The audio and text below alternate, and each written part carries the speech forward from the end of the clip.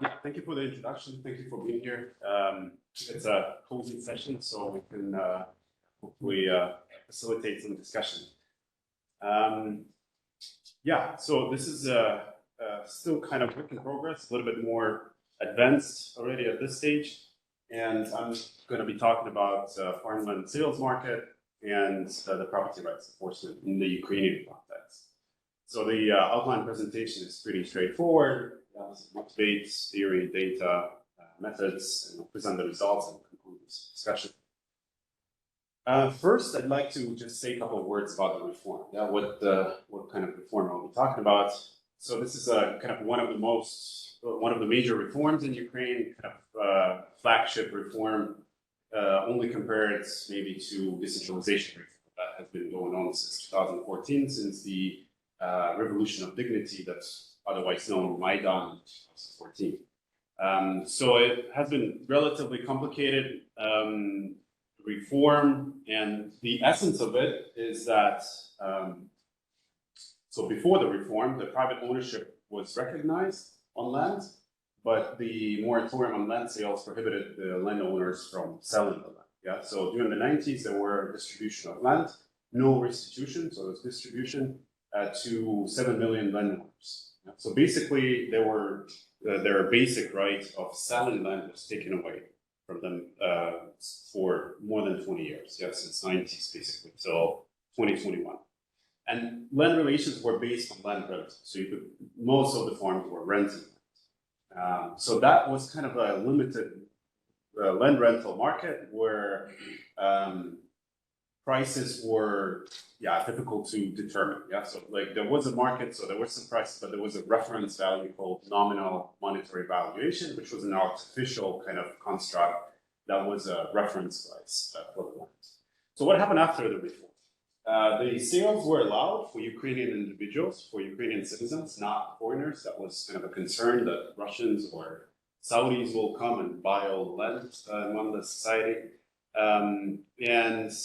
Legal entities were excluded first in 2021, but were included in 2024. So since January 1st, it is possible for enterprises to buy land. And initially, the maximum ownership cap was introduced 100 hectares per person. Yeah. So in essence, it was a kind of a limited sales market that was introduced. So very restricted and with a stepwise kind of opening that has actually taken place just recently. The process has been complicated. So this is just some pictures of the protests just before the reform. A lot of people kind of misunderstood what the reform was about. We have a lot of kind of populistic things like Ukrainian land is holy, we will not let our land be sold. But some of the protests are a little bit, we believe, a little bit more to the point and reflect the concerns of the kind of society. So this one, for instance, says no land sales to the oligarchs. And that kind of reflects the typical concern that there is large farms that are very powerful. The institutions are not perfect, and those powerful farms can navigate the environment better than the individuals. So the support rates were relatively low. I'm not showing the figures, but most of the people did not support the reform. And we believe that the concern was about the institutions related to the land. So one of the kind of major metrics here is the property rights registry. Yeah? So like it was not complete. And because of this incompleteness, some of the land was not registered, and that led to some hostile overtakes, unfortunately due to corrupt activities. And that was in the media, and that was a salient factor that kind of led to more mistrust. In terms of enforcement of the property rights, there were also some issues. No knowledge among the population. Plus, the institutions were also bad. So tertiary kind of extrajudiciary institutions were dysfunctional, and the courts were also largely perceived as relatively corrupt. Although there was a lot of progress since Revolution of Dignity. So at the end, things have improved dramatically since 2014, but still there was a variation across the country. So in some places it was business as usual, and in some other places it was much better, which created a good variation, which we tried to exploit in the study. So as I mentioned, large powerful land users could navigate the environment better because they had separate legal departments that could be responsible for land acquisition, for land rental, and yeah, so they could navigate this environment better. And the excessive concentration also one of the fears that was connected to the land flow. So the research questions that we were looking at are related to those differences across the country. So was these institutional quality differences priced in by the newly established land market? And also what kind of role powerful landowners play in the Ukrainian land market? Do they exercise market power?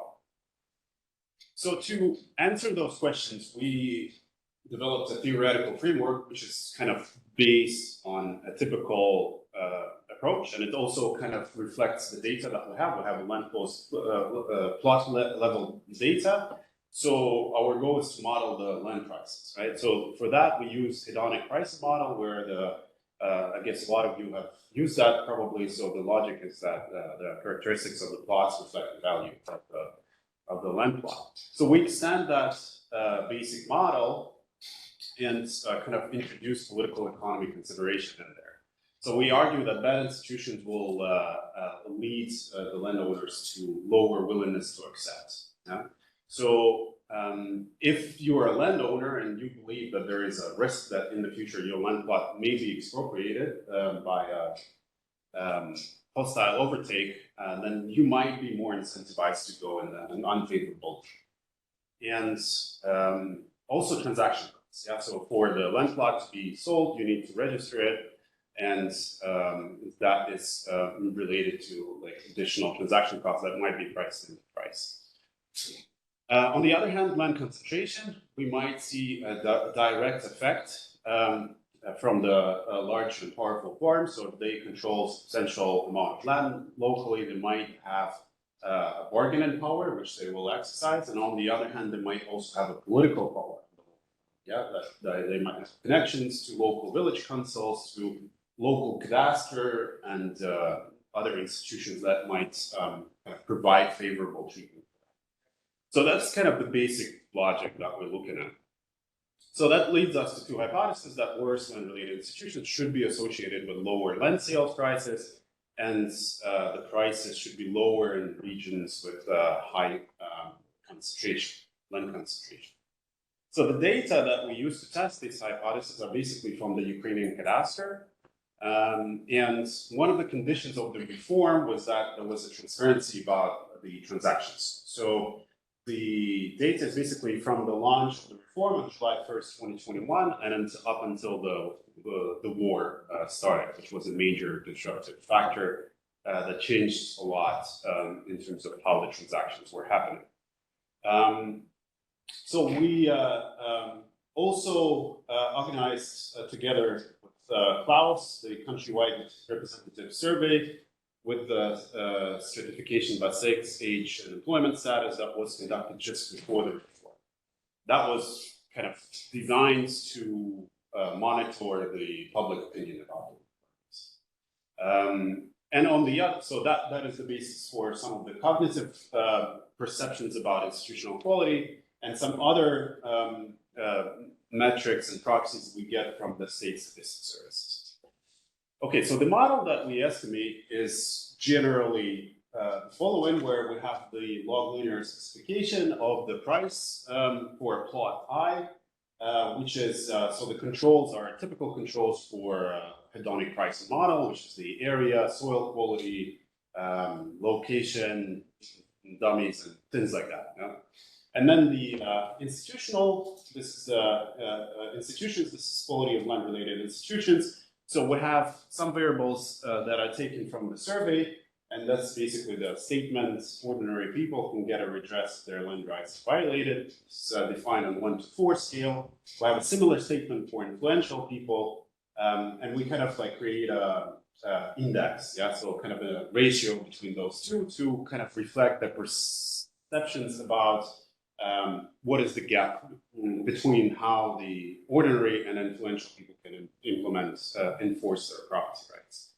Of course, this is cognitive, yeah, so there's some criticism about the different perceptions. So we kind of try to complement it with the registration rates. So I already mentioned that there has been anecdotes that because of the low registration rates, the hostile overtakes took place. So that there's a typical perception among the population that low registration means bad institutions. Yeah, so that you can misuse the land with a higher probability of the registry that's not registered.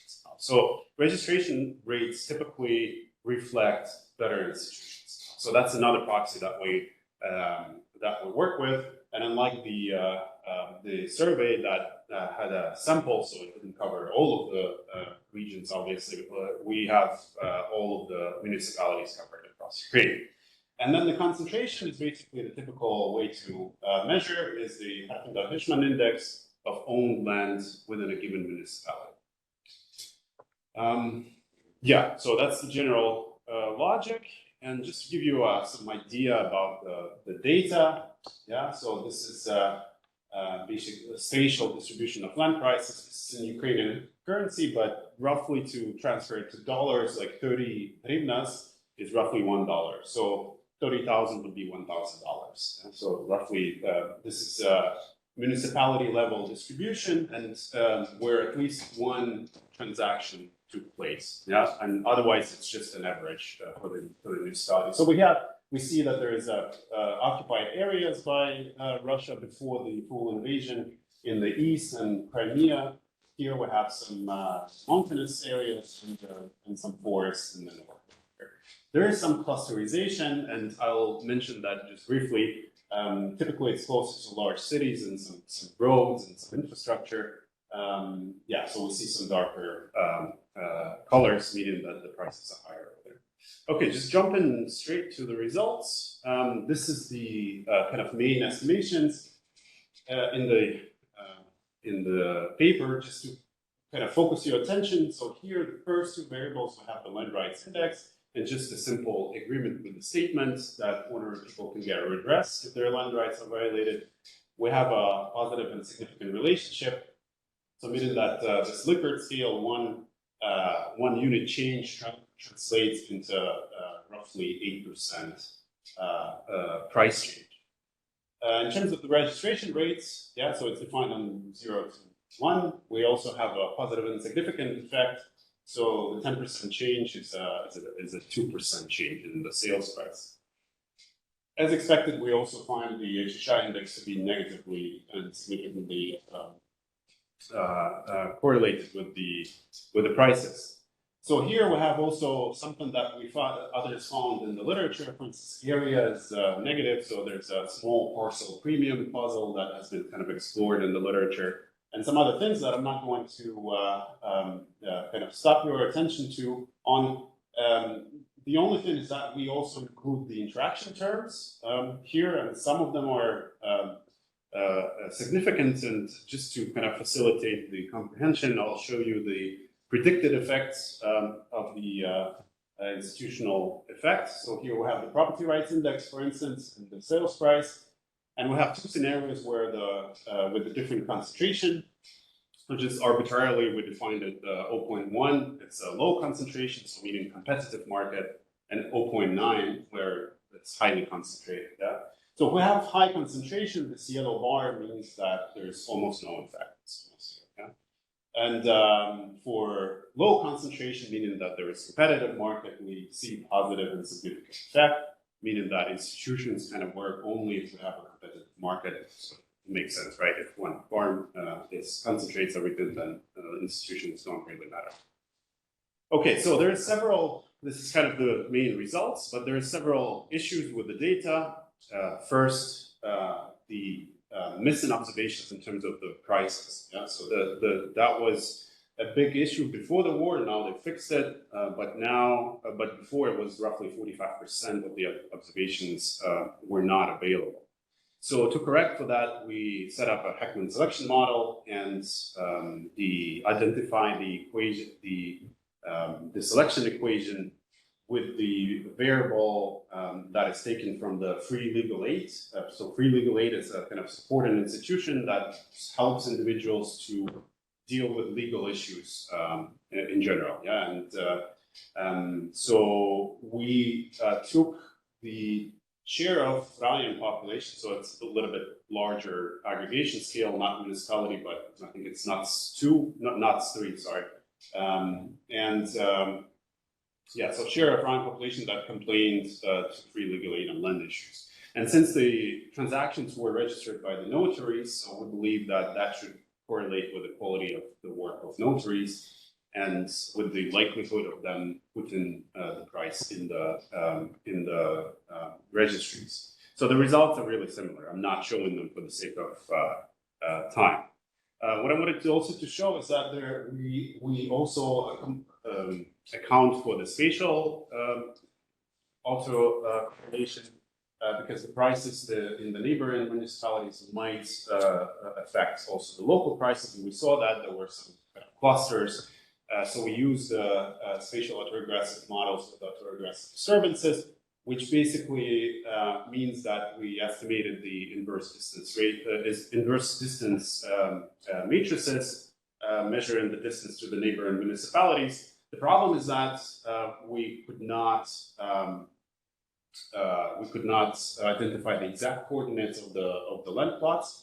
So we had to assume that all of the distances within the municipality are 0, and so we had to construct the distance only to the neighboring municipalities.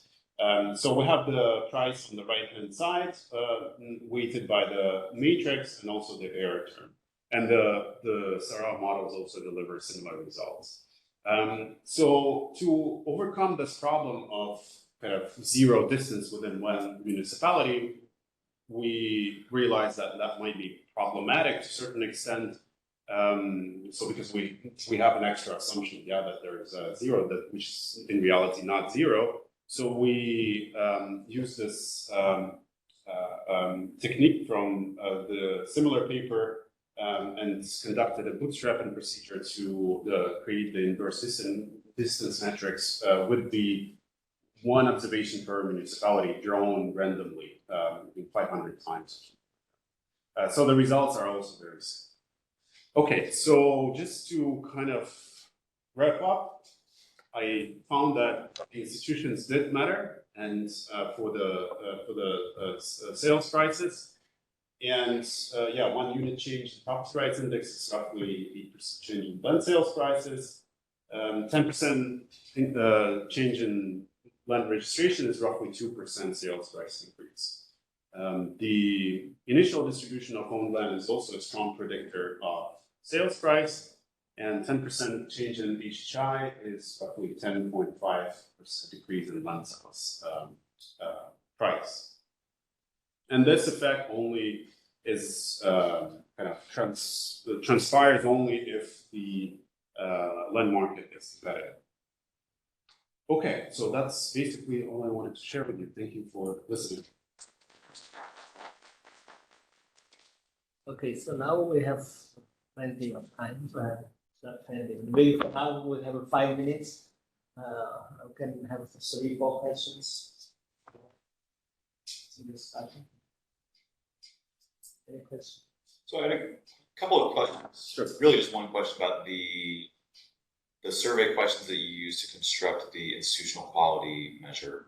Because it was based on whether individuals felt that ordinary people could get redress if there was some kind of dispute or something like that.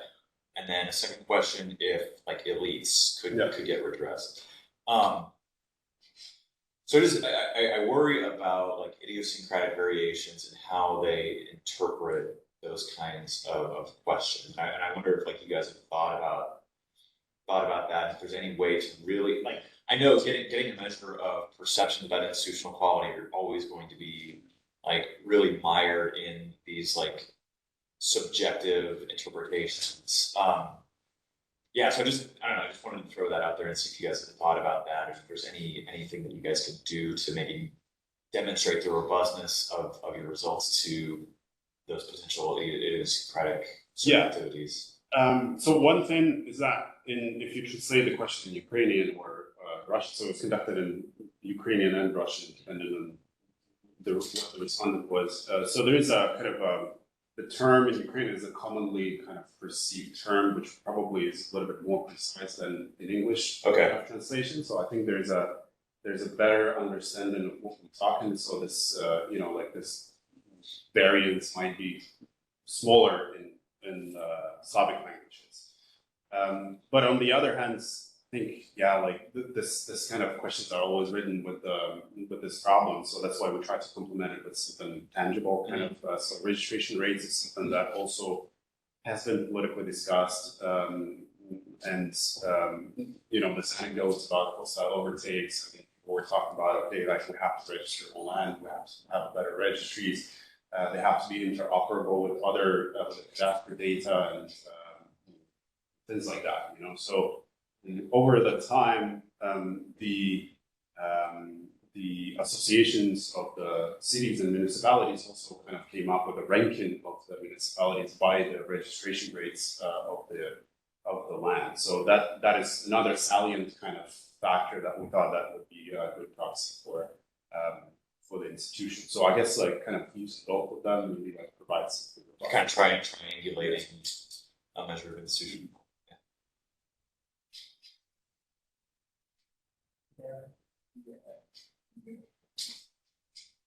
Okay, thank you very much for your next presentation. Ukraine's land polling system before the reform socialist. Then after that, I think pilot is historic model. There is land reform after land. Why do you not compare model or the other, use the other model, comparing the land price before the reform and after? It is not possible to compare. I think it's based compare the land price before after. The other question is why do you initiate to study this, or what is the major gap of Sure. Yeah. So before the reform, we cannot really measure the sales price because there was no sales market. And that's the kind of trick here. It's also, I forgot to kind of highlight that this is our source of identification. So all of the variables are measuring institutional quality before the reform, and the reform is basically the kind of July 1st was when the first transaction started happening. So that's a kind of way of like avoiding the reverse causality problems. But to see what we could compare probably would be the rental prices before and after the reform, because the major expectation would be that the full-scale kind of sales market would drive the prices up. That's something that we can do actually, because we do have some data on the rental prices, but that's not the kind of focus of this study. So the focus of the study is to highlight the role of the reforms that the markets actually price them in. And to my understanding, there is some evidence in terms of the rental market prices and how the institutions are pricing in Chinese context, like for instance.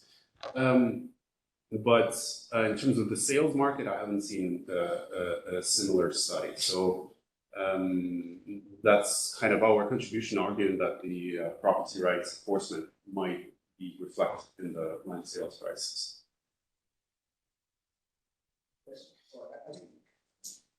Answer is part my question is related to the land ownership. So before the reform, who owned the land? For example, to have a home and the owner, or the government is owning the land and just using it. Yeah. How is that? I apologize. I skipped a lot of. It's a relatively complicated kind of background in Ukraine. So in the 90s, the government has distributed the land Yeah, in many countries, like after the Soviet occupation, there was a restitution because the occupation was shorter and Ukraine was long, so you couldn't find the owners. So it was just certain groups of population that received land free of charge. Okay? Teachers, doctors, and stuff. That had nothing to do with the agriculture. So what they did, most of the times, they rented their land out to the farms that were also transformed from the collective farms that used to operate during the Soviet times. Yeah, so a lot of them were kind of restructured, and there were limited liability partnerships, so kind of private companies, and there were renting land from the individual. So there was 75% of the land that was owned privately. So roughly 7 million landowners, and 1/4 was government. So the government was also able to rent out land. So that's why I also use the two types of proxies for registration rates. One is the private land, and another one is government. Because governmental lands, didn't really also mention that is also associated with kind of like more misuse because there's more mistrust what is done with the land. So 7 million landowners that kind of couldn't sell lands before 2021, and then afterwards they could. Yeah, so that's kind of major development.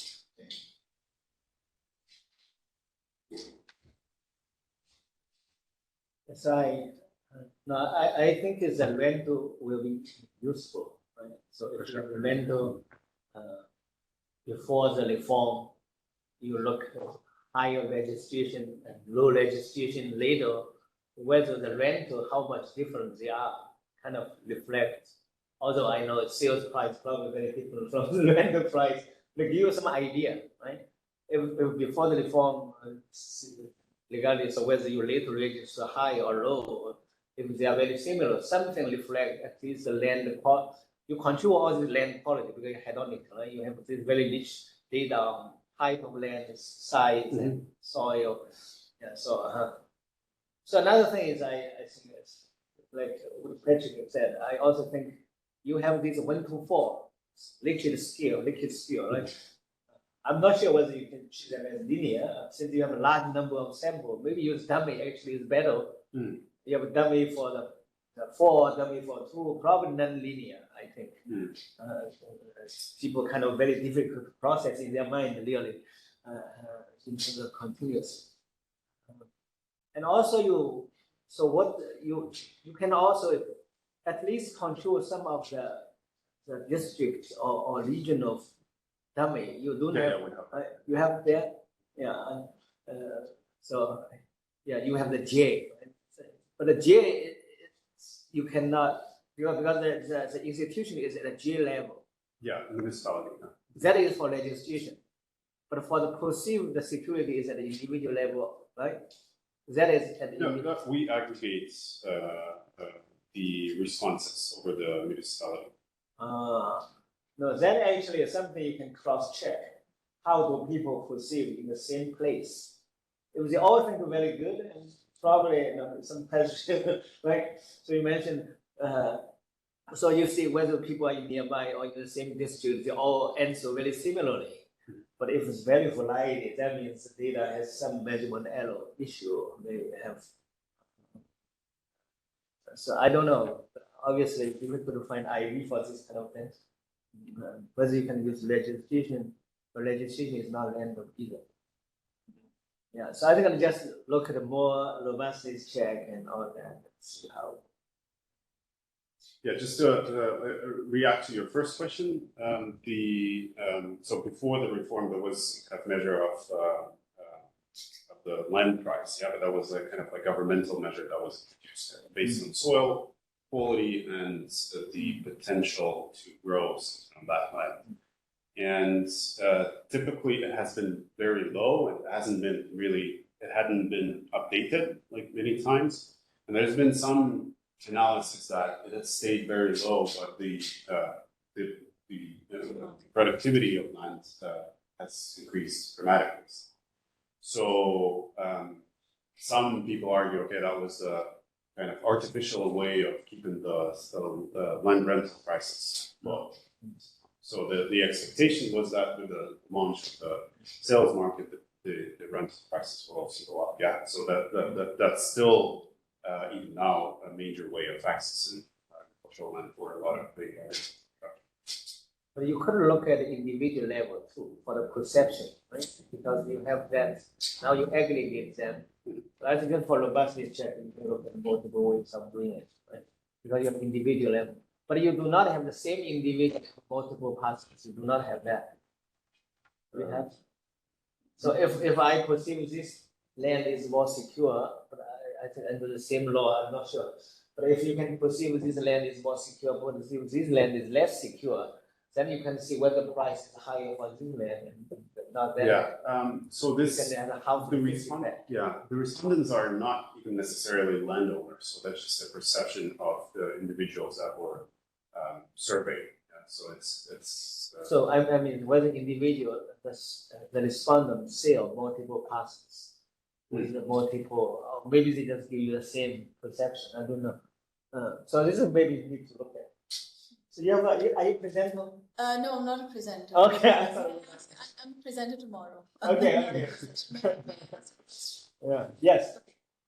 Sorry, I was a little late, so I just stepped in halfway through your presentation. I wondered, is there data on enforcement agencies in terms of pendency of disputes that they address or not? Because we ran a survey in India, well, it's related to court institutions, where we asked litigants, do you trust the system? Do you think you're going to get your dispute resolved within a certain amount of time, so on? And we recorded that vis-a-vis what was actually in the data, which is from the time you institute your dispute to when it's actually disposed, what is that length of time, what is the pendency? And we found slightly different, but the perception was different from the fact. And I wondered if, there is such data available on, say, for example, courts, just which will maybe give you a sense of that gap. So you can take it into account in the way you interpret your results, which is that if you see that pendency, for example, is not such a big deal in this country, then perhaps maybe it tells you something about perception versus fact. Yeah, we do have the data on this free legal aid. So sometimes the first level would be just a consultation. Second would be litigation. So like the court. There is a possibility also to get the court data, but that is connected to a little bit of more hassles. So that I get that. Yeah. But that would be definitely interesting to keep the laws. Okay, so let's move to the next paper. So the title of the next paper is Updating Land Information Process Opportunities. And the challenge North Wollo Zone, Ethiopia. And the presenter is Dr. long name. Yeah, then Simply, you can call it Jumbo. Jumbo, okay. Yeah. Thank you, Professor Paul. That is the dean of the school, right? In the Yeah. of land administration. Yeah. One Yeah. So basically, my content is like this. So as an introduction, just many basically, especially in Africa, we have the land reform that take place basically in land registration system, and also institutional setups are to organize land rights and provide security of payment for the landholders. But there is a challenge that includes inefficient land management, administration, and also illegal land information service.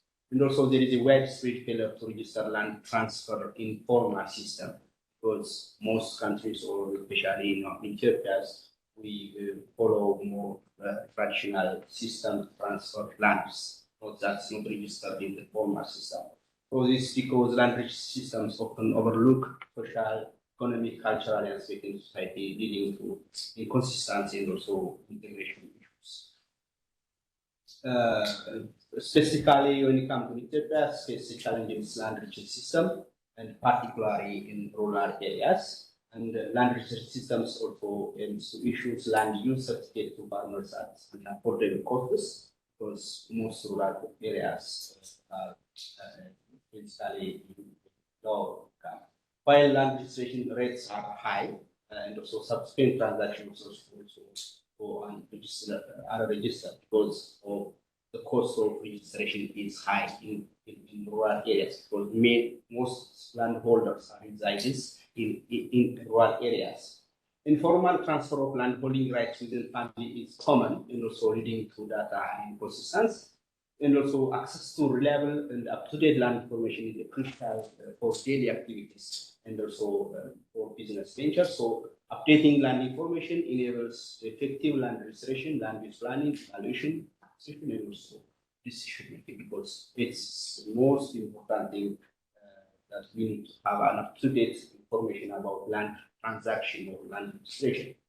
So technical issues, institutional issues, policy aspects must be considered for an efficient and sustainable land system. So basically, this is the issue that is regarding the land information system in Ethiopia, but specifically when you come to our study area in Amara regions, also the land registration or updating system follows sporadic approach. This means rights holders can just initiate the process by reporting to the change and for the office, and also they follow some design workflow. And so this challenge includes distance from the office, multiple visits and high fees, and also status in the surveying process. So shortage of staff, lack of awareness, and also among farmers are contributing to the challenges of the land issue. As this is an introductory for general regarding land information updating. So having or taking to the issues or the problems, these are some of the objectives, major objectives or specific objectives that the research also covers. So to show you some of the area or location of our study area, North Wollo Zone, this the northeastern part of Ethiopia, and bordered by Tigray, Afar region, and also other zones. So when it comes to the source of data, basically our source of data are classified into primary, secondary, but basically our primary source of data is the land holders. That is for selected colonies are totally 11,793. So from this we take by using formulas, we take our 400 households to generalize or to study the issues. So when it comes to the results based on the research objectives, what are the existing processes? The first thing that we need to see is what are the existing processes followed for updating land information in the study area. So when you see there is a procedure manual for land information updating in that is prepared by the regional land bureau in the Amara region. So this manual describes the procedures and this purpose of the manual in guiding the registration of change in land information, inclusion of activities diagrams to visually represent updating workflows, and also who are the actors that should be involved in updating process, and also what are the tasks and steps outlined that is the manual contains this kind of detailed issues. So this manual prepared by the regional land bureau and also distributed to the workers and cavalries to implement land information updating. So this manuals states the process. So the study area undergoes updating when landholders changes holding size or shape, or change landholder without altering the land shape or size. So this kind of changes are happening in the study area, and most changes occur due to land transfer through gifts, because land is not just already given for registered lands are owned by one person, so there is no another land that's given for by the government. There is no redistribution is not implemented frequently. So through gifts, the young one can get lands or inheritance and also because. And also the steady areas experience active land transaction with updating being a crucial part of land registration. And also Warada land registration experts, maybe you can call it district land registration experts, explain that updating requires registration of land changes in land holding sites or shapes. And also experts at Warada and Kavali report that updating in North Wollo Zone since 2006 has been conducted through regional bureau training. There is extensive training that is given for the experts and about the manuals, and also the study area updates land information through land registration, document and agreements. After the registration is approved, the owners for whom the land is transferred can get agreements or registration. So the process starts with an application from land registration, followed by the applicant submitting necessary documents. So these are the most of the process that is followed for updating land information. To visualize or to see this is from the guideline that is a process followed by Amhara regional land bureaus for updating land information. So there is oral applications, information agreements, the final transfer of regional or giving green books or necessary documents. So these are the most common ways or common process that is followed for updating land information in Amhara, basically in Ethiopia, in Ethiopia. So the study reveals that land information updating due to inheritance is the most common relevant in the study area. So we can also generalize that this one is the most prominent one.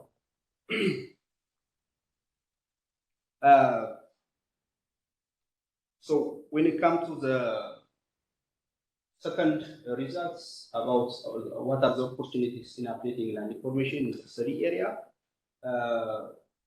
the first one is awareness of the community. So basically in Amhara regions, most part of the community who have rural lands in the region are more or less aware about the rights and responsibility of the land holding and also that of the updating process, because most part of areas are not that much literate, but basically they get different extensive trainings by government, NGOs, and different parties. So this one is one of the opportunities, and also the presence of land administration experts in the Kavali. Before 2010, there is no experts in the lowest level of the administration. Kavali is the lowest level of administration in Ethiopia.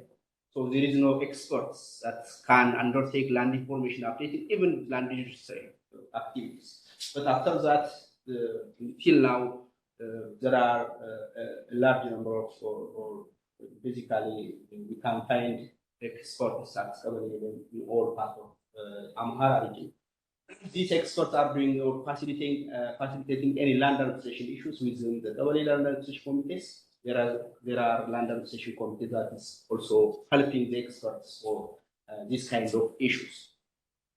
And also the preparation of technical guidelines is one of the opportunities for the good thing for updating land information. And also this guideline shows or said the Amhara National Regional State Bureau people prepared the updating guideline in 2008, which shows all necessary steps to perform the updating and also land registration process. So all waradas in the region use this guideline for updating land information. And also there is extensive training given for the experts. And also these are all the opportunities, but even though just these opportunities exist, but there are also challenges that face land information updating process in the region. So when it comes to the challenges, land-related information is crucial for the user and development plan, but it is traditionally stored, updated, and also distributed manually in register books and maps. Recently, there is an effort to digitalize the registration or updating process through the help of USAID, different NGOs. So, but basically it is stored and updated manually.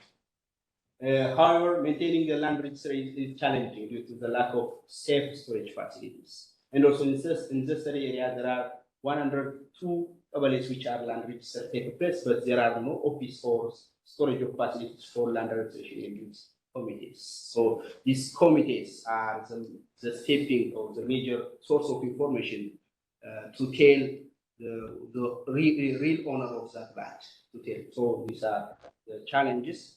So to add some pointers, the region is planning to implement a land record keeping, updating, archiving, and also information flow system, but the system is not well defined and organized. And also land transactions are common in the study area, but involving rental, inheritance, divorce, gift, exchange, and this consolidation and distribution of land. So updating is an important as registration, because once registered land is not used if it's not updated, so information is need to be updated. So the most important place for updating roads are coverage in road office. So these areas would be focused work on training and also giving important information or training skills. So to conclude my presentation. In Amara region has initiated an updating process for land registration certification, despite the completion of the land registration and certification process, because still it's not completed the land registration process. But despite the completion of land registration, land information updating is continued. So this process has tangible benefits such as improved tenure security, better land management, and so investment. However, it's not practical because the one who has no land before has now a land there. So inheritance, gift, and also different mechanisms. So, however, it's not practical to update registry documents without checking and providing up-to-date information for users. So updating is important for both land administrator and also the land users. And also the Hamara National Regional State must raise community awareness about land administration and also the updating process to avoid weakness in the system, because it opens for the door for the informal transaction of lands. But so if we have a capability to register the land and so update timely, this will also close the gaps. The process is crucial for both land administrator and also land users, so it ensures that land is properly registered and also updated to avoid potential conflict and issues, because there is a conflict between families, even family members who are the real inheritance for the land, and so there is a conflict that's arise. So this information will provide proper or targeted information for the decision makers. And also the management of an updated land administration system requires the use of modern technology, requiring fundamental restructuring and standardization of existing cadastral service, because we have cadastral service or cadastral registration system that is in place, and also it also integrates the land information updating process. So this process will be the first step towards a better land administration and system. So according to this organization, and also recommendation also includes clear understanding of land administration and updating process, public information, education, encourage participation, communication between local communities, government and political organs, and basically ensuring also human participation. So these are some of the recommendations. Lastly, just quality and access to data should be guaranteed, and the responsible person should be assigned at our level for updating activities, because this one is a critically issue, because there is no that much dedicated persons or individuals specifically in land administration areas. So in Ethiopia, there are universities that give land administration surveying departments for undergraduate programs, and also they are increasing in numbers. So sometimes they will solve this kind of problems, especially by educating the person, especially that living available for updating activities. So these are some of the recommendations, and so this is all about my paper or presentation. Thank you.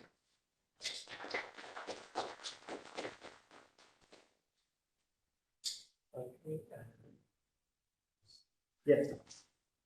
Thank you for presentation. Could you say some words about like what is the rate of registration? So how much land is registered and what is the buyer variation cost? I don't know.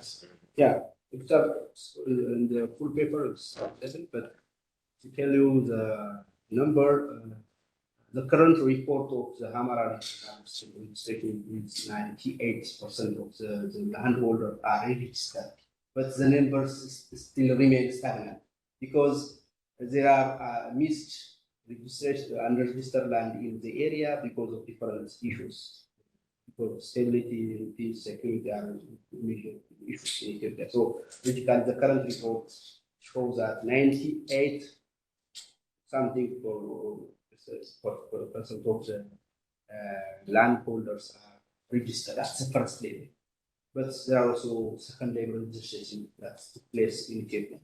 So generally, so it's a number that shows how the registration process. Pretty good. Yeah.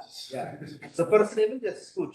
But second level registration is very vital, because the first level registration doesn't show really the real image of the owner or the real owner of the, but because it's not digital, and also most of the work done by unprofessional person or unskilled person. So the second level registration is in progress. So that one will create out the real image of the registration process. Yeah.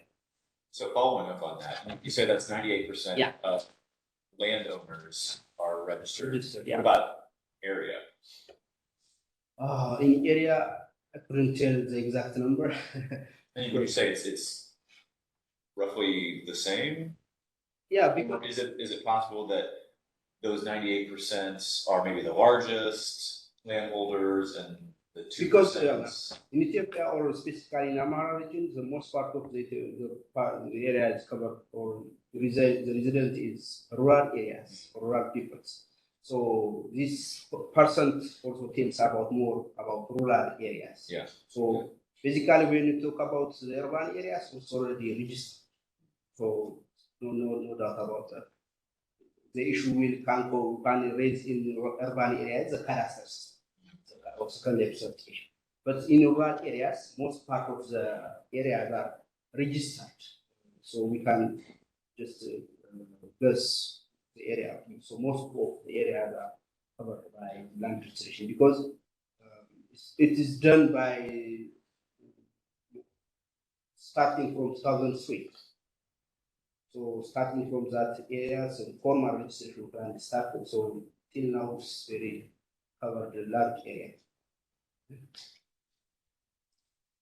In your presentation, I saw the categories of transactions to be gift, inheritance, exchange, so on. Yeah. I missed sale. So is there a legal restriction on selling your property? Yeah. There is a legal restriction on it? Yeah, because land is owned by government. You are not allowed to sell rural land, specifically, even land totally, but in urban areas, people are selling their lands, but it's not legally allowed.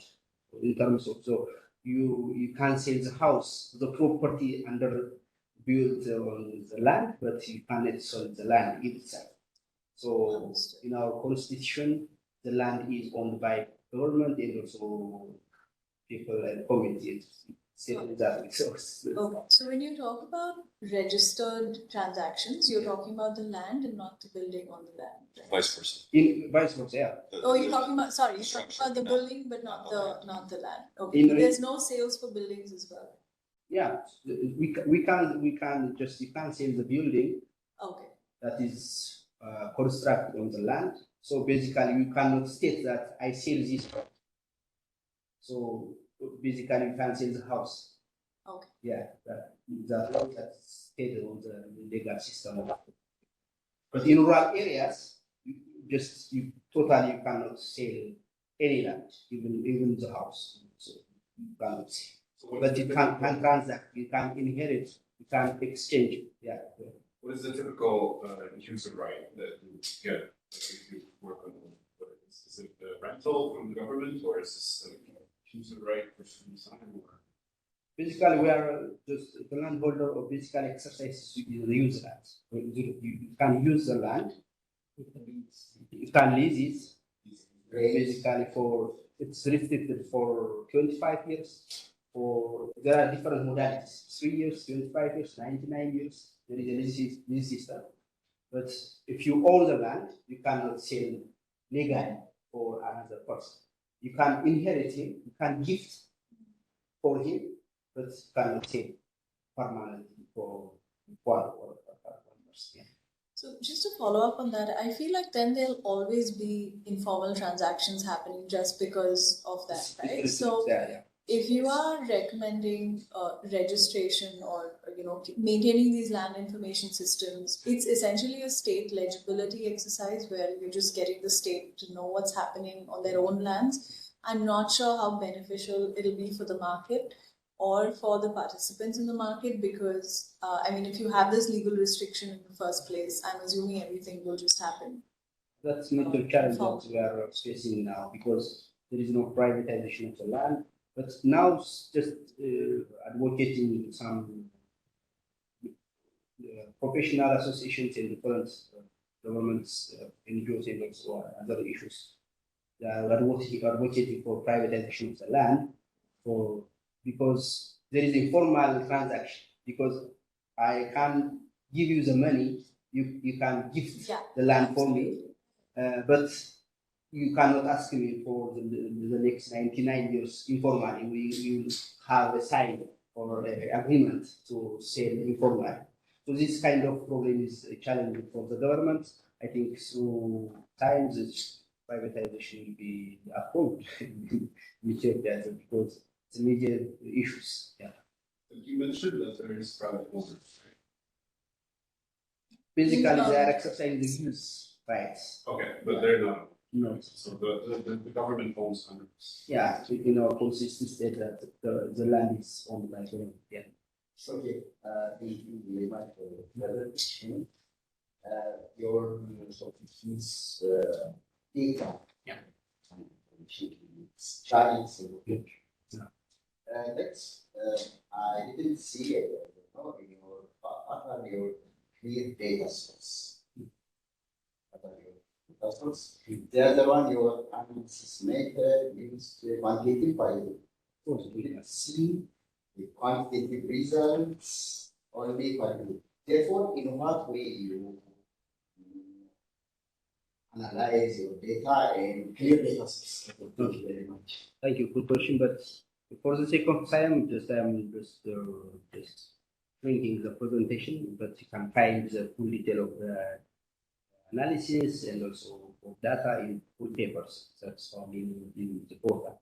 So basically, primary source of our data is landholder because they are the ones that transferring the land. So when you talk about updating, there is a transaction. Yeah. So that transaction needs to be updated in the land registry formal registry system. So the primary source of the data is the landholder, but we are using the secondary data that is found in regional bureau or a bureau in the zonal offices because it's already written that we can grasp the information. Is it updated or not? So I use also the quantitative and also qualitative data. But for this presentation, I just summarize what are the findings, that's found in the detail full paper set. Okay. Question. This is related to land certification. I see the word. I like the word land user, not land owner. There is no land ownership in here. Yes, we use the word. So, what specific data in terms of land use, in terms of years, is available in this certificate? Like, for example, I think in cities it's clear, like you use it for 99 years or something. Like, for farmers, I mean, like 70 years ago, these people owned the land. They gave it for their parents, but all of a sudden the government has taken on this land beyond. Yeah.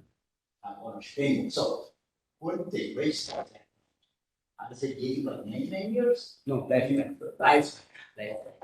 in rural areas, like but basically the government or can take your land if it's needed for public purpose. So it's not stated in the number. You can use it for your life, but if I want land, I can take it. It's paradox, yes. It's interesting. Yeah. No, and I think that Ethiopia system very much like Chinese system. Yeah. And you cannot sell it, you can only lease. But for the duration of use rights, it's a little different. You said it's permanent. Yeah. But in China, it's keep increasing. Okay, first 15 years, and then 30 years. Now the new 30 to another 30 years. Okay, so it kind of give people a little bit uncertainty. And initially, Vietnam is also very similar, like China and Ethiopia. But Vietnam now allow people to sell. Okay, the use rights, not the ownership. So Vietnam just have a new law and now allow people to have 50 years. So they can sell for 50 years. Okay, then people never know what happened, but that is a long time. Yeah, so I also, I mean, although it's only use rights, but there is a lot of reform inside China. I think also in Ethiopia now you have second generation reform. Yeah. And some of the new system. And also for people from outside, it's very hard to understand because now the government try to use the use rights for farmer or user to collateralize, use their use rights, right? So I think Ethiopia is the same. Yeah. So now you want to use a land bank or land collateral, okay? But it's no use, no ownership, just use rights. But it's very innovative in a way. So they kind of create a transaction platform. So the platform is to lease. If you do not pay the bank money, the bank will put in the platform to auction to other people, and then they get money from the other people. Okay, so it's as long as they can get foreclosure done. But of course, it will never be have a full ownership. So that's why I think in the 13th floor, when I listened to that communal land in one of the first presentation, say, okay, so actually when they give the tribal people private rights, and then they displace the local and get other people to come in to buy and then benefit. So I was sitting there, I said, okay, that is a good message. Maybe the Chinese government here, they're happy. But whether that is really for the long time is good, but I'm doubt about it. Maybe when the country reaches a certain level, whether still have this distress sale concern. Because like the US, no one, because there's all the kind of opportunities to substitute for safety nets of land. Right? But at least now, they keep coming with this new innovative policy, but except for private ownership. But a lot of things they have improved. Yeah, but I think, but you do not have the evaluation of the reform you have here. So you are more descriptive analysis of data, how many transactions are done. We have the data, so some based on the respondents. So basically, we point out which one is a major. So yeah, but if information changes. Yeah, but if you have data before and after, that would be good evaluation. Right? And you see after this updating this registration system, you see whether although it's no sale, right? We are not going deep on that issue, but our objective are more basically set out what are the process that follow. So the benefit may be limited, but still there will be benefits. Okay, as you said, because of no sale, so not benefit not the fully, but some benefit because people are still more clear the land in the system with more accurate boundary with imagery. Before there's no image, right? And so probably reduce the dispute with other people. any applicant. Okay. Okay, so still more question, yes. Just one last suggestion, which is that was this reform carried out in a specific area only in Ethiopia or all over? Basically, it's land information updating is carried out throughout Ethiopia because there is a transaction that is going on from starting from the first registration. So the land information is going through the portals. So then that information is updated Yeah, sorry. throughout the country, that's following the guidelines. Yeah, How to update, yeah. No, what I meant was, are you able to tease out any heterogeneity in the quality of the registration or updation system across different regions within Ethiopia? Because if you are, and you could then, do a difference in difference, pull out to see, even for the purpose of, even if you're not looking at sales, which is fine given the state, if you're able to find a difference in how this is, reflecting on registrations, it might be an interesting thing. Okay. Yeah, you need a control. Yeah. Areas. Some area may be behind. Exactly. If it's rolled out, phase wise. Okay. Thank you. Okay. So let's move to the last presentation. It's again about Ethiopia. And so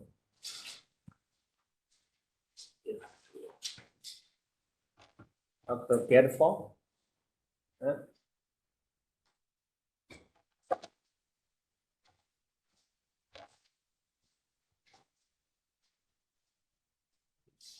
Is this the one, right? Yes, yes. Okay, so the one to quickly introduce, okay. It's the system, Dr. It's a long name, so I already learned, but I want to still feel a little difficult.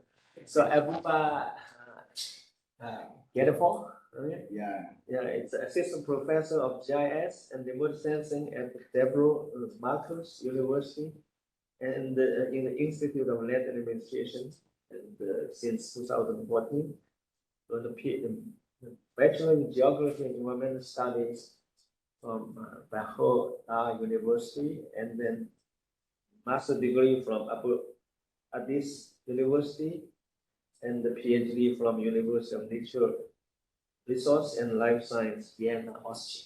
Okay, so now, yes, Thank you very much for your to invite this this paper. The other again, thank you for coming to attend this presentation. Then I go to my presentation. Therefore, as you can see from the slide, the title of the presentation, analysis of the contribution of land registration to sustainable land management in one of the zones found in Ethiopia, East Gojjam zone, Ethiopia. Then the presentation outline first, introduce the background parts. After that, objectives, study. After that, introduce the brief of my study area. Then after that, methodology. After the results, and lastly, conclusions and recommendations. Okay, let us come with the introductory parts, land registration, including certification. In Ethiopia, there are two stages. First, the registration and certification system. The first one is first stage of land certification. That is only registering the lands. Then after that, this is a limitation. This first stage have its own limitation. Then the next stage is second stage of registration and certification. That is mostly by using the survey instrument mapped the exact dot of the map. Then this already accomplished first stage, then the second stage is ongoing, mapping of the parcels.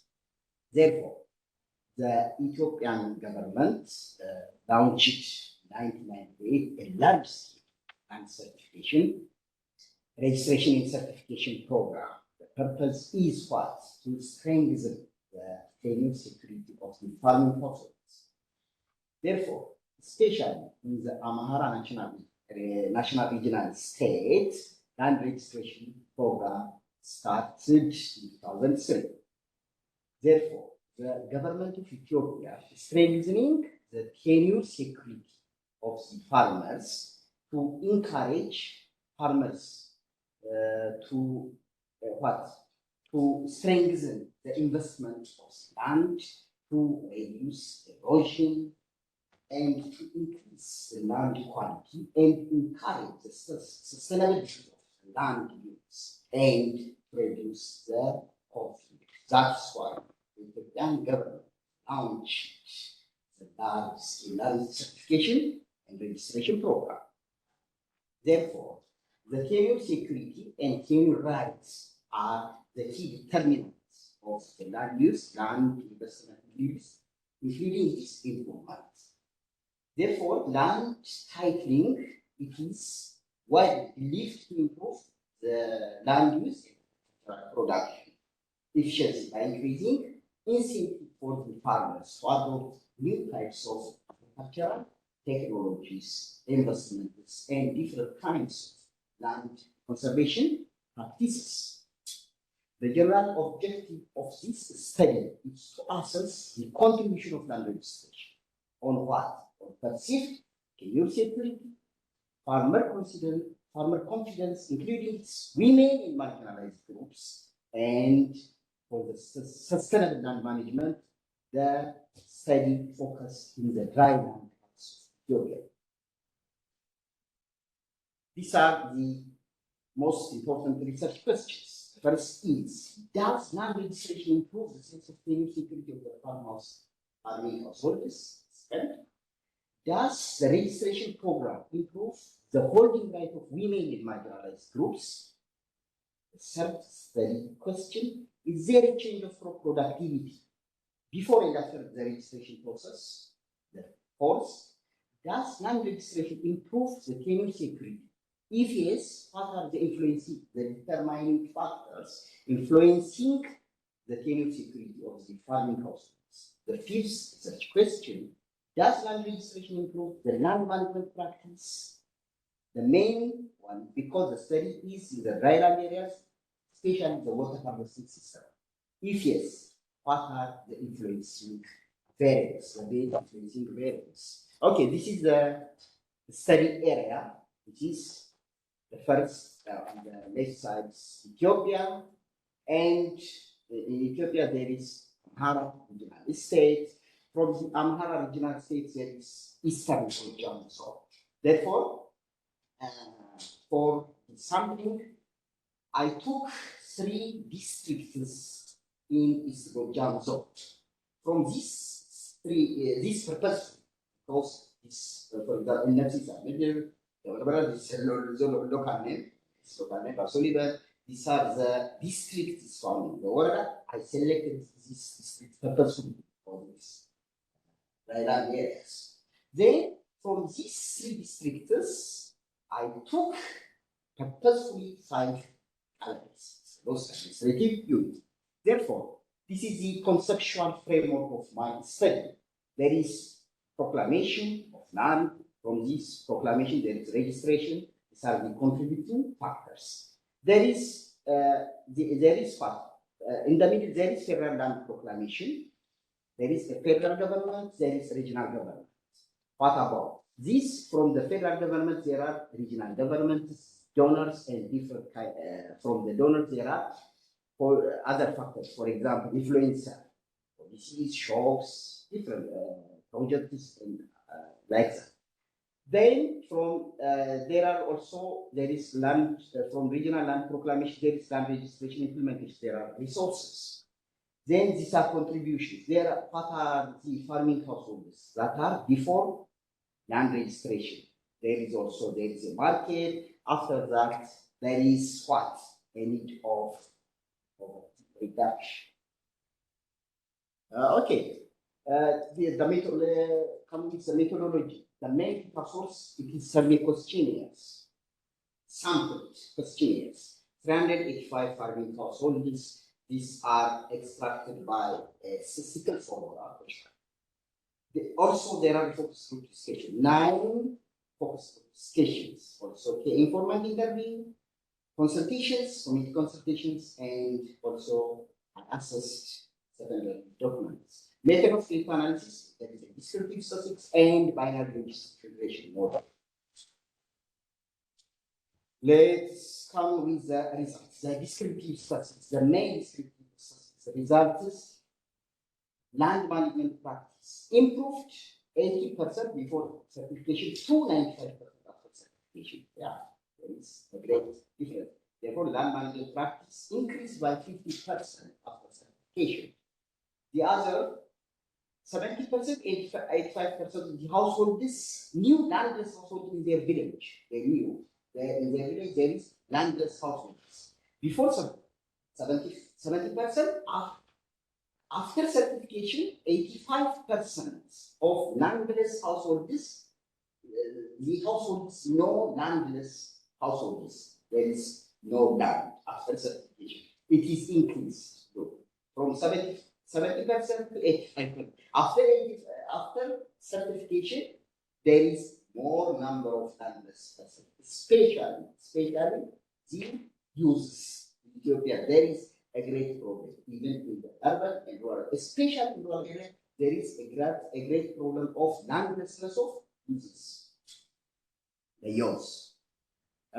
Okay, the second result showed the landlessness of the households before and after and registration. The number is 5 sampled. These are the variables. The variables are landless households, the women, the disabled, the youth, and the process. Look, before land registration, especially the landless households increased 70 to 85%. After land registration, there is a significant difference showed before and after land registration.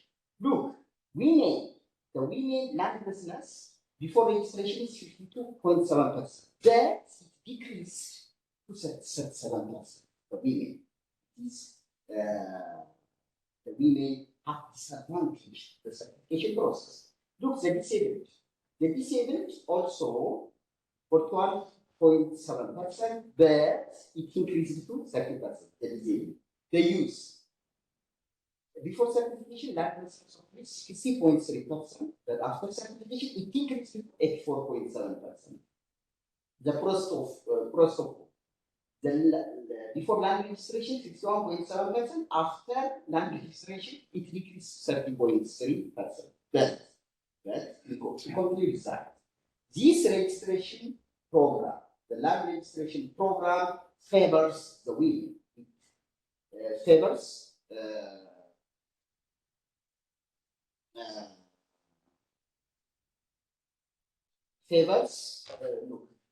favors women, disabled, and crossover. But it is not favor youth because landlessness increased to 60 to 84.7%. It increased the landlessness, but the landlessness of women increased. The disabled after certification increased. The crossover decreased. Crossover decreased. The disabled decreased. The women decreased. But it's not fair. The registration program is not fair. The users look, it decreased from 60 to 84.7%. It is the main key finding. The government actually invest or it has what we call as the users must be actually neglected by the government. It is the key finding of the study. Okay.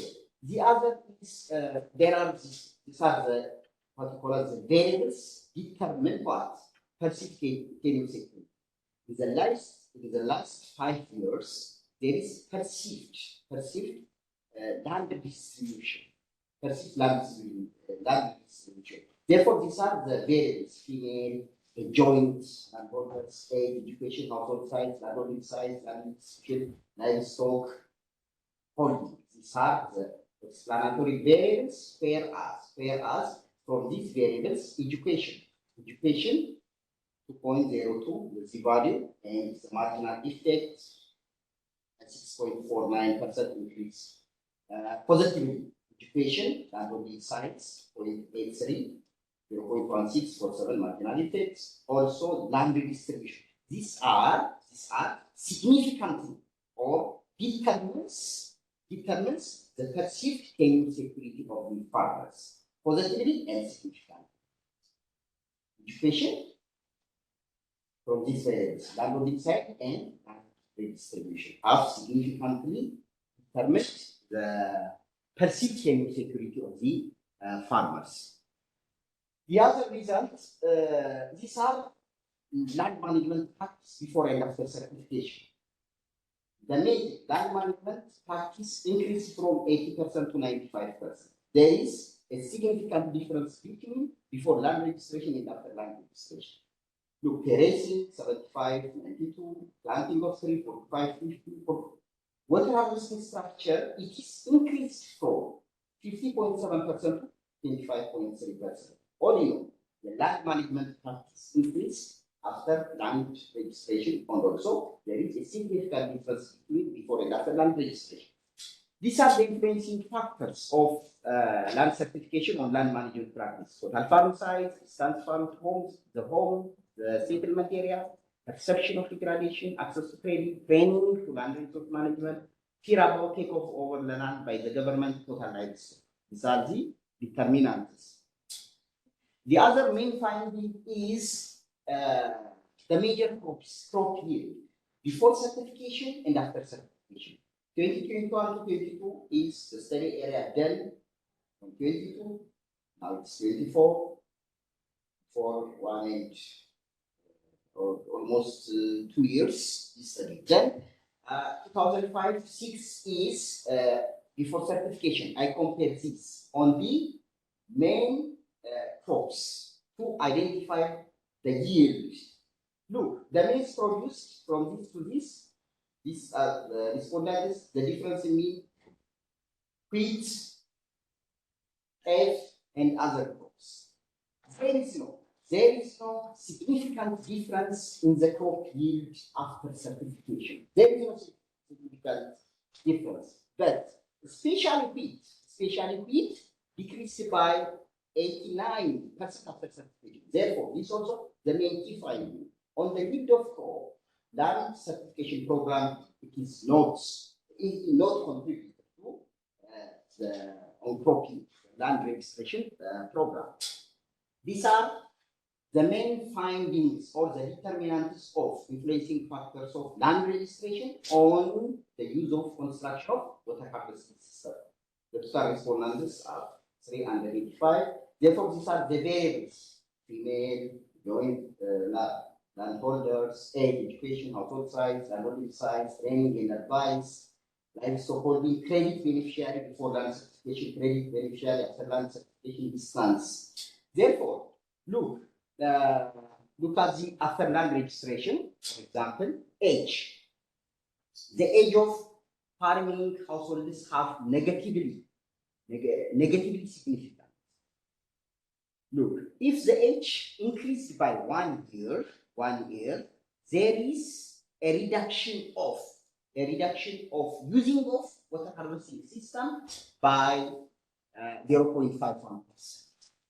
There is a reduction because if there is increased their age, there is due to a problem of aging, there is no go to in their plots to invest different kinds of water harvesting techniques. The other look, for example, household size. Household size have significant positively significant water harvesting system, household size. If there is more household size, if the household size increased by 1, the water harvesting system increased by 2.76% because it is a level. There is a level needed to harvest water harvesting system in their plots, in their fields. The other one is training and advice, also positively significant. If a farming household has training to the water harvesting system, it increased by 20.89%. Look, the livestock holding is also related with labor. Also, livestock holding, it is positively significantly related. If the livestock holding increased by 1 unit, there is an increment of 3.49%. Because if there is more livestock holding, it is more labor. If there is more labor, for example, horse, donkey, and something like that, we can carry all the different kinds of water harvesting tools to go to their plots. The other is distance. Distance, it is negatively, significantly negative. Because if the distance increased by 1 unit, there is a reduction of what? 0.27%. Because if their plot, or if the plot is more distance to their settlement, it is difficult to carry on such kind of land management, water harvesting tools. Therefore, distance is negatively and negatively significant. Therefore, these are the determinants: age, household size, training advice, livestock holding, and distance. From the selected, there is a model. From that model, from the selected variables, this is the refined selected variables. These are significant relationship to the harvesting system. Therefore, lastly, let us come with the conclusions. The main conclusion is land certification enhance tenure security, it's driver for economic growth. The registration and certification of landholding enhance security of land tenure farmers, and it is driver for economic growth. It increases crop production due to improved land management activity. Benefit of land certification is the reduction of land boundary conflict, enablement of land range, sharecropping. Registration certification of land also improves farm decision for households to invest in land. These are some of the recommendations. The public authorities have to assess and provide data about land. Policymakers and governmental bodies have to be encouraged to mitigate the source of land insecurity. Authorities should provide information to farming households about the importance and benefit of land certification. Land administration office should continuously inform the rural population about and benefit legal framework and implementation of procedures. Some farming households fear future distribution of their land. The governmental bodies mitigate fear by revising the land policy.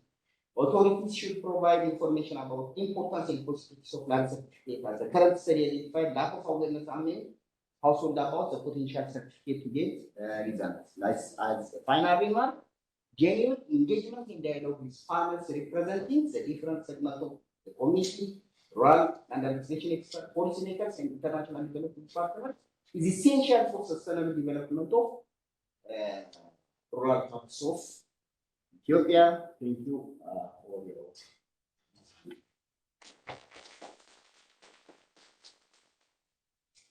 So, 30 minutes. Okay. Yeah, we don't need to use up all 30 minutes. So we can plenty of time for discussion.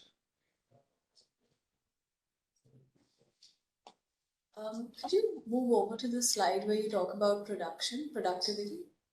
Productivity. Okay. Yeah. I was just wondering, do you have any insight about why, for example, wheat production would be affected by it versus the others? Do you have any insight on to explain this? Why wheat? Yeah. Especially when we talk about on this table to show about these are the identified crops. There is a test, by the way. Test result. Yeah. Therefore, from these crops managed to pave and the others is one category. Therefore, only wheat is significant difference Yeah. is less than 0.1%. Yeah. Only wheat. The others is not significant. Therefore, even wheat result after certification, the crop yield of wheat is about 89%. Yeah. Yeah, No, I yeah. understand that. Your The question was, do you have any insight as to why that might be for wheat and not others? Like, what is the underlying mechanism? Okay, what's the reason? Because this is the result, the study area is Thailand area. Therefore, most probably maize have other crops. The other crops have not because the area is mostly the area is not suitable for this. The area is not suitable for wheat, but relatively the area is suitable for others. That's why this is, there is a significant difference in wheat, but the others is not significant. This, by the way, this is statistics. This statistics. Therefore, anyways, also I investigate the other techniques, focus group discussion, and others. Therefore, including these community consultations, there is on the crop yield, it is not the registration process. It's not valid. But others, for example, other variants, which is not registration, but others have effect on the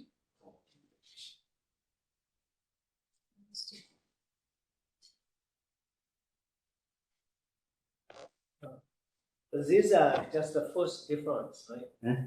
yes. So is this a regression results or just a discrete? PK results.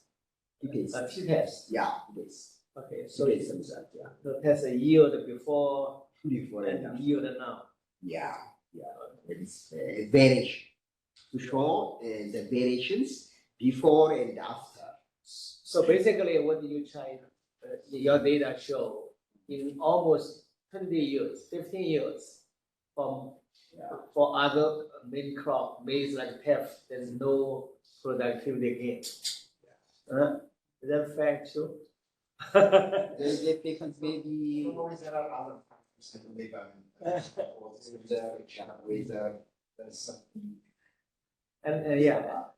and these are different respondents. You compare the same response before and same response now. the same.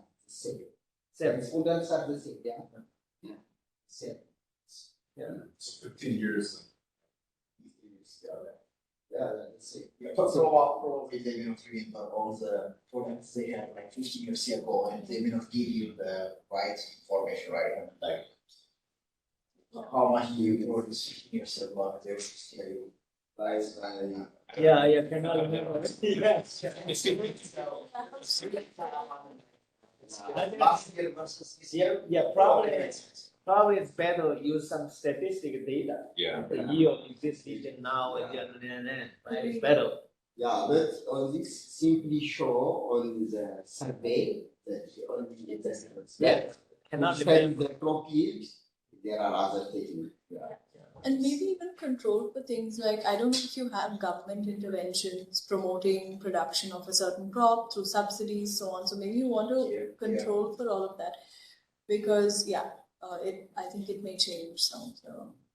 Different factors, even the land, like the fertility of the land 15 years ago versus current year, like you use all these fertilizers. Yeah, or the government giving you It's, fertilizers at a cheaper So cost. there are external factors that requires so say there. Could be, yeah. It's also a little bit odd to report yields in quintals per household as opposed to something on an aerial Yeah, basis. quintals per. Acre, Yes. hectare, or something. Yeah, have to be per. This is kuntal, in kuntal. Kuntal. Yeah, but you have it divided by Area, denominator area. as opposed to an Per area. acre or per hectare. Correct.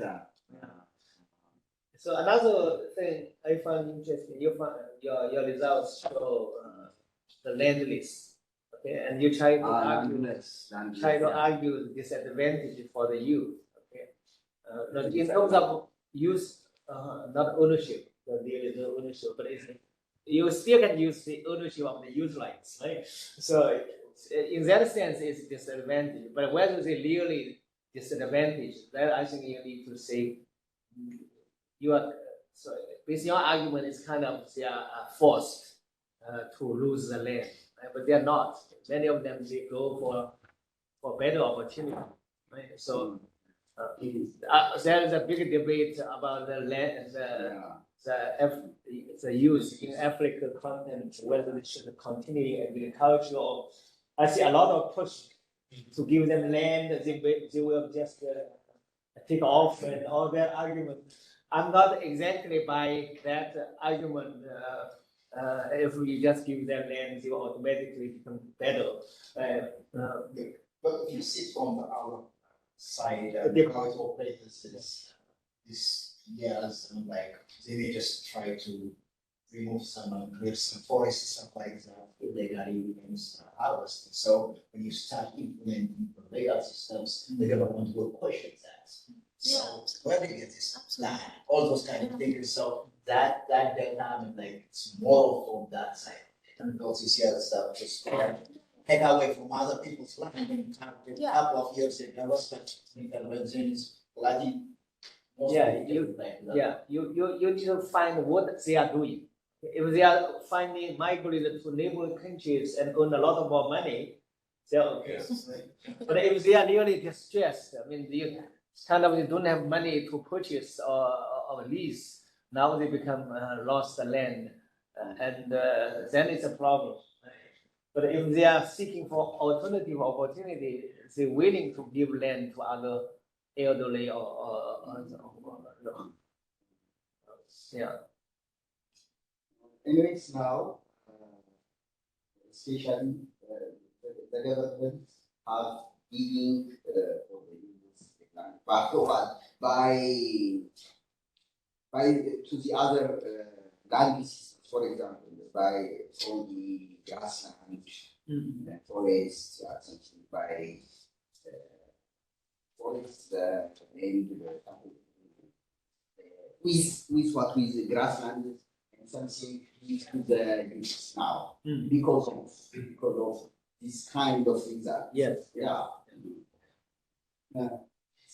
just kind of follow up on that. So if we do observe youth going out of the farm sector, which is probably a good thing, right? So it would be also interesting to see kind of the intensification and commercialization of their production. So to see like what's the difference in the average landholding, and get people to increase it somehow. Some machinery use. I mean, you did show some investments in terms of the curriculum, right? So that was a significant difference, right? The government tries to invest a kind of now. The government have more tried to modernize the cultivation process, invest in the fertilizers and other swing productivity of the language. That's the main thing is this. After land registration, each farming household protects their land by local land management mechanisms also because of registration. Do you see a difference in landholdings in your survey? Like, before and after the land management. Just the amount of land that Yeah, okay. I think this is Caesar from paper. Yeah, so that is the land side is before and after specification.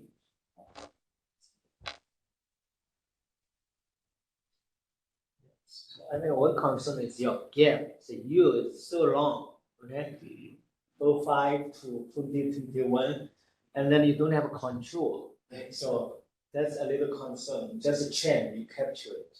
Right? And so you really, in your case, if you really have clean area without any of the legislation, you actually may have to go with what you did, use the intensity of legislation.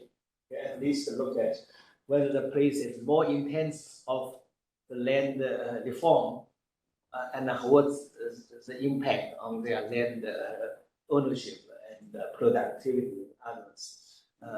Although even the intensity is endogenous, you need to you have to at least you have to think about management control and may leave the endogeneity and absorb a little less. So I think and see whether the direction how it goes. And so in order to be more rigorous to tell the story, I think need to bring in maybe some other data. Regarding the use, there is no new users that are registered for 30 years before. Because in Ethiopia, land is redistributed in the region 1970s. So after works, there is no new users. But the only way they can get the land is for the inheritance, gifts, and some diseases. So there is the use ownership is not given. So at the time of redistribution, when the person is age 18 plus, he can get from the land. But the one who has in 17 years old is not getting the land, now it become age of that person will become 51 now. Because he has no land. Yeah. His name. So this is the problem. So the only way is to get the land is through some transactions. Yeah, transactions. I think so. No, but that is also what has done in China. So before they have like a random shuffle your land in a few years. Okay, so I think since the household responsibility system in 80, beginning of 80 to the middle of 90, the village leaders, they will just use some excuse, try to practice their power, right? And then say, oh, there is some change of demographic, you want to distribute. And then the government start to implement this experiment in one of the core areas in Guizhou, in that one province. See, they call it 2 nodes. Okay, actually, Klaus and I wrote a paper in EDCC in 2001. Sorry. Okay, so called 2 nodes. No change of land, regardless of change of the population. 2 nodes. Yeah. So basically, that is stop the change of land, regardless of change of population. Okay? And that was caused a lot of debate as then. See whether that is a good in terms of equity. Obviously, it's not good. Okay, but in terms of efficiency, it's good. Okay, because you cannot touch my land so within the next 15 years. At that time, only 15 years, but later extended 30 years. Okay? And since then, the province never, when they from 15 to 30, 30 to 30, it never changed. So really, the land became quite skewed. But on the other hand, the government, all these policies promote transfer rights. So they are still doing okay, because the accessibility is not a problem. And also when the farmer become richer, they can, if they want need the land, their competitive advantage in farming, they can get the land. So, yeah, so I don't know. There is always a debate whether this policy is good for some people really cold, they cannot get land. Yeah, well, always efficient. That's a good comparison with the medium polygamous base in Ethiopia, because as I told you, in the time of land restriction, when the person in ages 70, he cannot get the land. So after that, it's more than 31 years. Yeah. But so he's now in 51 and 58, but he has no easy.